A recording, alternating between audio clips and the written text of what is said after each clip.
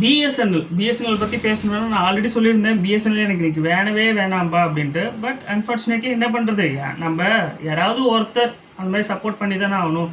சரி, okay. BSNL என்ன முக்கியமான விஷயம்னு பார்க்குறீங்களா? பிஎஸ்என்எல்ல 4G வந்து ரோல் அவுட் பண்ணிக்கிட்டே இருக்காங்க. அதாவது இப்போது நான் இருக்கிற, அதாவது எங்கள் வீடு இருக்க ஏரியாவில் 4G கிடையாது. பட் டி நகர் என்னோடய ஆஃபீஸ் இருக்க ஏரியா, அந்த இடத்துல பார்த்தீங்கன்னா 4G ரோல் அவுட் பண்ணிட்டாங்க. சில குறிப்பிட்ட ஏரியாவில் வந்து அவங்க 4G ரோல் அவுட் பண்ணிக்கிட்டே வந்துட்டுருக்காங்க. எனக்கே ஷாக் ஆகிடுச்சு, என்ன இது 4G ரோல் அவுட் பண்ணுறாங்களா அப்படின்ட்டு. ஆமாங்க, 4G ரோல் அவுட் ஆகிட்டே இருக்குது. யாரெல்லாம் பிஎஸ்என்எல் யூஸ் பண்ணுறீங்களோ தயவு செஞ்சு கமெண்ட்டில் சொல்லுங்கள். அப்போ தான் தெரிஞ்சுக்க முடியும் உங்கள் ஏரியாலையும் வந்து பிஎஸ்என்எல் 4G வந்து லான்ச் பண்ணியிருக்காங்களா, ரோல் அவுட் பண்ணிகிட்டு இருக்காங்களா அப்படின்ட்டு. பிஎஸ்என்எல் 4G வந்ததுக்கப்புறம் தான் இன்னும் என்னென்ன நடக்கும் அப்படின்றது தெரியும். ஏன்னா பிஎஸ்என்எல் அப்படின்றது அரசு பொதுத்துறை நிறுவனம், ஓகேங்களா? ஸோ அதனால் அவ்வளோ சீக்கிரம் ரேட்ஸ் ஏற்ற மாட்டாங்க.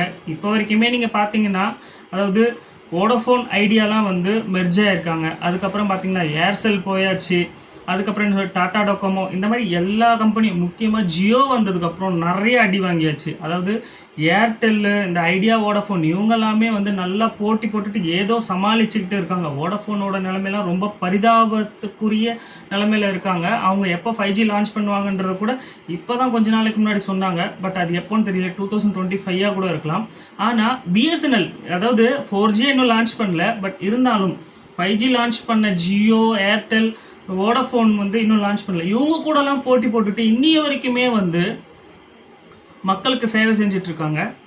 பிகாஸ் அவங்க வந்து அரசு துறை நிறுவனம். மோனோபோலின்ற மாதிரி வந்துடவே கூடாது. மோனோபோலி மாதிரி வந்துடுச்சு அப்படின்னா வந்து அது என்ன சொல்கிறதுனா நிலைமை வேறு மாதிரி மாறிடும். அதாவது மோனோபோலினா ஒருத்தவங்க மட்டும் இருக்கிற மாதிரி. ஃபார் எக்ஸாம்பிள் ஜியோ வந்து ஃபஸ்ட்டு வரும்போது எல்லாம் ஃப்ரீன்னு சொல்லி வந்தாங்க. அதுக்கப்புறம் அவங்களோட சர்வீஸ்லாம் நல்லா இருக்குது அப்படின்ட்டு அவங்க என்ன பண்ண ஆரம்பிச்சிட்டாங்கன்னா ரேட்ஸை வந்து இன்க்ரீஸ் பண்ண ஆரம்பித்தாங்க. ஸோ அந்த மாதிரி. பட் இருந்தாலுமே பிஎஸ்என்எல், ஏர்டெல், வோடஃபோன் இவங்கெல்லாம் இருக்கிறத இது பண்ணிவிட்டு யாராவது ஒருத்தர் ஏற்றுனா மற்றவங்க ஏற்றுற நிலைமையில் தான் இருந்தது. பட் பிஎஸ்என்எல் அப்போ கூட எதுவுமே ஏற்றலை. எதை வச்சு மோனோபோலின்றனா, இப்போ எல்லாருமே பிஎஸ்என்எல் எல்லாருமே வந்து ஜியோக்கு மாறிட்டாங்க. ஜியோக்கு மாறிட்டு ஜியோ தான் யூஸ் பண்ணுறாங்க அப்படின்னா, அப்போது மீதி எல்லா நிறுவனமும், எந்த நிறுவனமுமே இல்லை அப்படின்ற பட்சத்தில் இவங்க மட்டும் இருந்தாங்கன்னா தட் இஸ் மோனோபோலி. அந்த மோனோபோலி நிலைமைக்கு வந்துருச்சுன்னா அவங்க சொல்கிறது தான் ரேட்டு, அவங்க சொல்கிறது தான் செய்யணுன்ற மாதிரி வந்துடும். ஸோ அந்த மாதிரி மோனோபோலி இருக்கக்கூடாது. அது இல்லாமல் இருக்கணும்னா ஸோ சில கம்பெனிஸை வந்து நம்ம சப்போர்ட் பண்ணி தான் ஆகணும். எக்ஸாம்பிளுக்கு பிஎஸ்என்எல் மாதிரி. ஏன்னா பிஎஸ்என்எல் அரசு பொதுத்துறை நிறுவனம்.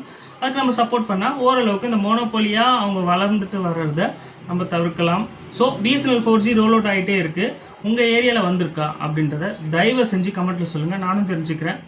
ஸோ பிஎஸ்என்எல்லோட ஆட்டம் ஆரம்பமாக போகுதுன்னு பார்ப்போம். இன்னும் இப்போது வந்து அவங்க ஃபுல்லாகவே ரோல் அவுட் பண்ணி எல்லாருமே பிஎஸ்என்எல் 4G யூஸ் பண்ணுறாங்க, அதாவது பிஎஸ்என்எல் 4G எல்லா இடத்துலையும் கிடைக்குது அப்படின்றத வெயிட் பண்ணி பார்க்கலாம். இந்த வீடியோவில் சொன்ன விஷயங்கள் உங்களுக்கு பிடிச்சிருந்தா சேனல் சப்ஸ்கிரைப் பண்ணி சப்போர்ட் பண்ணுங்கள். நெக்ஸ்ட் வீடியோவில் பார்க்கலாம். நன்றி.